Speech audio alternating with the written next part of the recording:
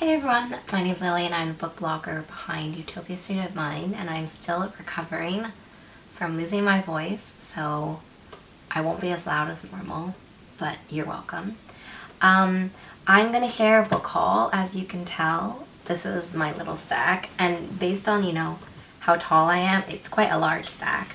So I don't actually think I'll be able to lift it up for you. Okay. Here you go. This is not actually all of it, but this is as much as I'm going to lift up for you. So I've tried to organize it a little bit, but I don't think I've done a very good job. So it's going to be a little bit out of order, mostly just by size because it was very much in danger of falling down. So let's just get into it. I need to get through this giant pile so that I can put them away. Also, my earrings are like clicking and jingling in my ears. The first one is a finished copy of Notorious Sorcerer, so thank you so much to Orbit. I will mention if these were gifts or arcs, so just know that. I really liked A Notorious Sorcerer. I've already read it because this has been a while, like months to accumulate this stack. I kept putting it off. So I really like Notorious Sorcerer. If you read Spellslinger by Sebastian de Castell, I feel like this gives me that vibes. It's kind of like there's a mentor-mentee relationship. I really love the world building and the alchemy within this book. And in general, I love just the world building as a whole. Like I still, weeks after finishing it, cannot really fully comprehend the world in a way that I really enjoy. Like there's so much more, and so I'm excited for more of this. The next one, and I'll also have to take them out of their little pouches. The next one is a Fairy Loot copy of An Arrow to the Moon by Emily X.R. Pan. This is the Fairy Loot one, and it is signed. I really enjoyed An Arrow to the Moon. As you all know, probably, I really love Emily X.R. Pan. And so An Arrow to the Moon was just absolutely perfect. This one was just so wonderful. I loved the plays on Romeo and Juliet, but also mythology and that interaction and the timelines. Like everything was just so perfect in this book. So I'm very happy that I have a copy of this one in the special edition version. I'm keeping all the sprayed edges ones in little book bags. So basically in the earlier shot, if you saw that pile and you were like, wow, that's a lot of book bags, all of them have sprayed edges of some sort. The next one is that Orbit was kind enough to send me a finished copy of Ocean's Echo. This is the sequel / companion novel to Winter's Orbit, which I own the Illuminaprint copy of down here.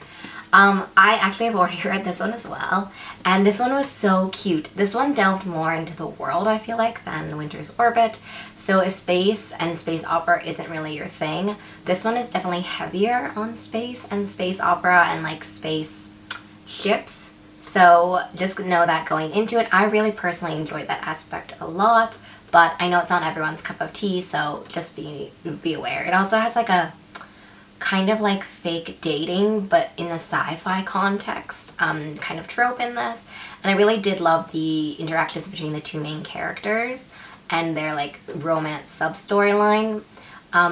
I think that this one is kind of less cozy, quote unquote, than Winter's Orbit. I know Winter's Orbit had a lot of stuff going on, but this stuff had a lot of politics and scheming, and it has been a while since I've read Winter's Orbit, so maybe that one also had politics and scheming. But anyway, I really enjoyed this one, and I would definitely recommend it, especially if you really like sci-fi and space battles, space ships, space. The next one is that Orbit again was so kind to send me a finished copy of The Stars Undying, and actually earlier this month, as I said, this has been a while coming, Orbit was kind enough to send me an arc of The Stars Undying. They are vastly different sizes, so this is the arc and this is the finished copy. It's like baby mommy kind of situation. So I'll kind of just review both of them for you. Obviously, thank you to Orbit for sending me both of them. This one is just a chunky, this kind of gives you a better scale of how big it is because it is so tall and also so thick. I'm still reading this one currently. I think I'm about 30% through. I was told that it was kind of a play on, I think, Anthony and Cleopatra? Cleopatra and someone. I said Cleopatra and... I'm not really sure if it's Cleopatra and Caesar or Cleopatra and Anthony. Anyway, I want to read the author's note, which is, or the letter to the reader, which is in this edition and not in this edition. So I'm going to read that before I jump back into it tonight. But I'm really loving it so far. There's a lot of politics. I'm not very familiar with Anthony and Cleopatra or Julius Caesar and Cleopatra. So this has been like very much kind of something that I'm kind of sinking into slowly. It's a lot to take in. It is a chunky book, even in small like paperback version, and in general I'm enjoying the dual perspective. It's perspective from the commander and from the princess, so not sure how that lines up with the kind of not source material but like inspiration. But in general I do like the characters so far. I have a little bit more trouble with the world at the moment, just because there's a lot of planets and a lot of things that are going on. It is a series though, so I'm actually really excited to keep going. It just takes me a while like to get through it.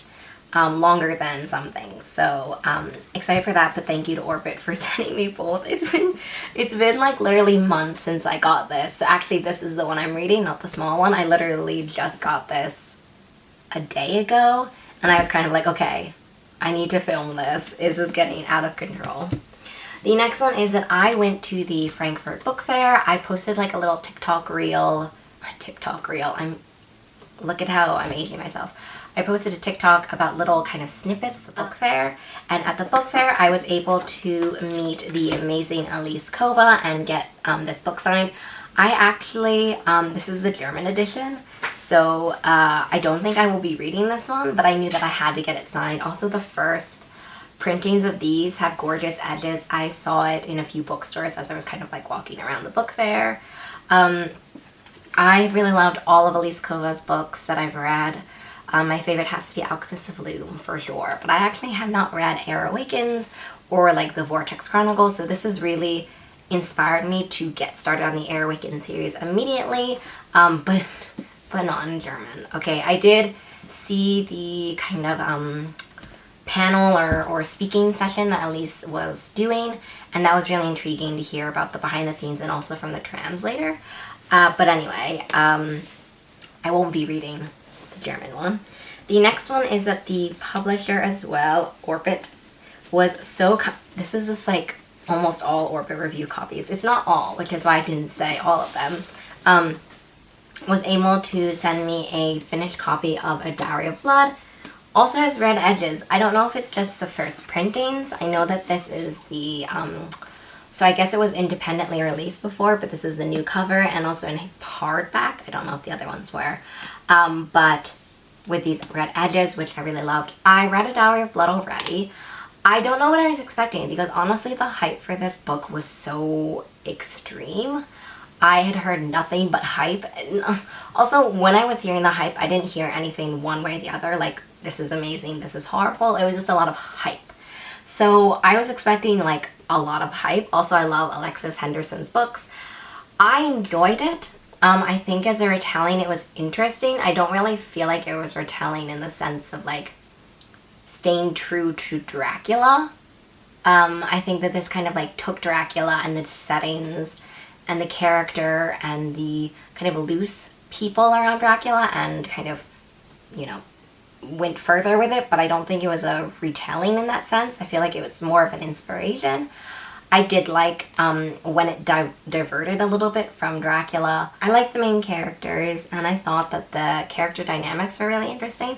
It's also told in kind of like journal entries slash letters almost, which I think to me felt very nostalgic and cute, that it kind of it pays homage to Dracula's original format. So in general I liked a lot of aspects. I just don't think that I was like fully on the hype train. But I really did enjoy this one. I thought it was good, and I really appreciated this because I haven't read a Dracula retelling at all. So please leave them in the comments down below. I know of a few other ones, I think. I think I also have them on my shelf. I'm just not exactly sure what they are, but I want to read more Dracula retellings, so I liked this one. The next one also, I'm going like smallest to biggest, and so I just can't imagine how it's going to be to put it back together. Anyway, this is my Illumicrate copy of The Book Eaters. This is one of my favorite books of 2022, period. I loved this so much, and I knew it was coming, honestly, based on the clues and stuff. This edition is stunning. It has silver foiling. Don't know if you can tell. It also has the spot gloss. It has these gorgeous sprayed edges. It also has, I don't know exactly, I don't have a copy of the normal one to compare. I only have a copy of the US one up there, but it also has this design on the hardcover. It has these nice end papers. Like, it is so gorgeous. And as I said, this was one of my favorite books of 2022, so I knew that I had to keep my subscription as well for this one after Babel. Like, I knew that this was coming, so it's like, perfect. But anyway, I love it so much. It has fantastically complex characters. Please, if you've read or seen any of the interviews that I've done with this author, please watch them, because I think that the way that we talk about heroines and the way we talked about main characters specifically, those two interactions and how they can like merge and diverge, I think that this is a fantastic kind of character study in this particularly. The next one that I got is I picked up a paperback copy of Tomorrow and Tomorrow and Tomorrow, which is actually my book club's book this month, or this coming month. I've heard a lot of hype from Instagram. I will link some specific accounts that I've heard some hype from, so thank you obviously to the hype machine. I'm excited for this one. I don't know what it's about. Someone told me that there's like a lot of video games in this. I would not necessarily have pictured that from the beginning, but I'm intrigued by it because, as I said, I've heard a ton of buzz about this one. The next one is that I was gifted by Hannah a very gorgeous copy of Disorientation, which is one of my friend, actually Katie from the Shrieking Stack recommended that to me, so I'll leave obviously everyone's links below. So I'm excited to read this, hopefully to buddy read it with Hannah. I've just heard nothing but good things, and I love this kind of pink cover. I couldn't decide, we were talking, I couldn't decide about which cover I wanted. The next one is that Tor sent me a finished copy of the Atlas Paradox. I'm going to be doing a blog tour, show us your dark academia shelves, and so Tor sent me a copy of the Atlas Paradox. I'm currently reading it. I'm not done. I'm like 95% done. My thoughts so far. This one had a lot more science and a lot more theoreticalness and like mind stuff, I feel like, than the Atlas 6, which, while I do feel like it was told to me as it was going to be very high action, it ends up being more character driven. I think that the Atlas Paradox can feel a little bit slow sometimes because of the amount of POVs in this book. But this one so far has that also signature character development and signature character detail. And I think that the pairings in this book are really interesting. The way that people are working together and the theoretical like knowledge stuff is really fascinating to me in this one as kind of like a former academic. And also I really love so far Libby's character journey in the Atlas Paradox a lot. Like, I don't think Libby was my favorite character, honestly, in the Atlas 6. I feel like it was either maybe Raina. And honestly, for the first half of this book, Nico was my favorite character. But now it is Libby, at least in this book. So maybe in the Atlas complex it'll be like Tristan and Callum, but you know. The next one is a Fairy Loot copy of Belladonna. I really enjoyed Belladonna. It was kind of like a gothic fantasy mystery, and their edition is stunning. I love the purple so much and the purple edges. I just think this cover is gorgeous. Honestly, Belladonna was graced with beautiful covers in the US and the UK. It also has these really stunning end papers. And it has a beautiful design under the jacket, which honestly kind of is, I love the bird. from the front, but I just love how it looks on this texture material that the book is printed in or designed in. I don't know how you want to describe it, but I really love that one. So I was really happy to get this copy of it because I think I have a US edition, which the first printing had stuff under the cover. I don't have it with me, but I'm excited, I guess, now that I have both of them. And the final one is my Illumicrate edition of the Atlas Paradox. So I guess for reference, you can see that this one is obviously black and blue and this one is white and gold, so that's obviously a difference. It has this gorgeous like printed edges. It's also holographic. I don't know if you can tell.